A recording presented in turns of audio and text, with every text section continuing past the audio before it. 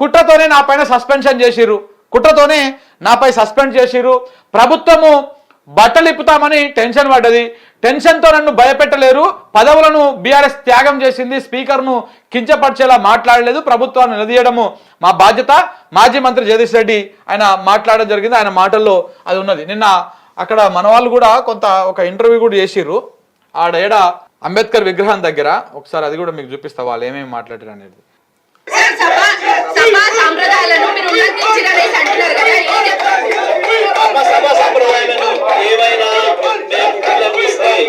చూపించాలి, అది ప్రజలకు చెప్పాలి, చూపించాలి. మేము చాలా స్పష్టంగా చెప్పినాం. జరిగింది కేవలం ప్రభుత్వం యొక్క పిరికి బంధ చర్య.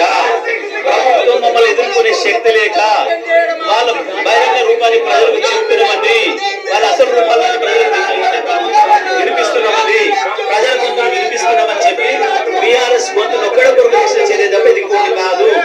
చాలా స్పష్టంగా 5 గంటలు వాళ్ళు డ్రామా చేసిండ్రు.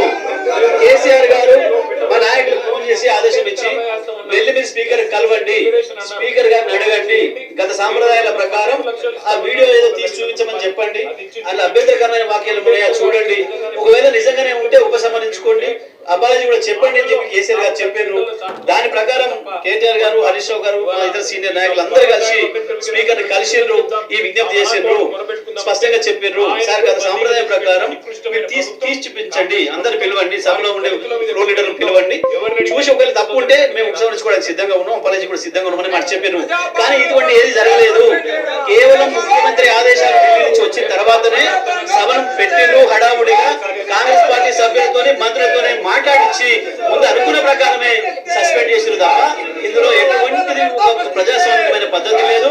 ఎవరిని అవమానించడంతో ఒక్క అన్పార్లమెంటరీ వార్డు లేదు. సో అక్కడ క్లియర్ గా చెప్పిరు, అంటే స్పీకర్ దగ్గరికి మీరు వెళ్ళండి, ఒకవేళ అది చూపించమనండి, అదో తప్పు ఉంటే మీరు దాన్ని అపాలజీ చెప్పండి అని చెప్పేసి కేసీఆర్ గారు చెప్పినట్టు ఇవన్నీ చేసినట్టు. కానీ వాళ్ళకి సస్పెండ్ చేయాలనేటువంటి ఉద్దేశం ఉంది కాబట్టి వాళ్ళు సస్పెండ్ చేసేసారు. సో అది జరిగినటువంటి వ్యవహారం. ఇది జగదీష్ రెడ్డి గారు మాట్లాడింది.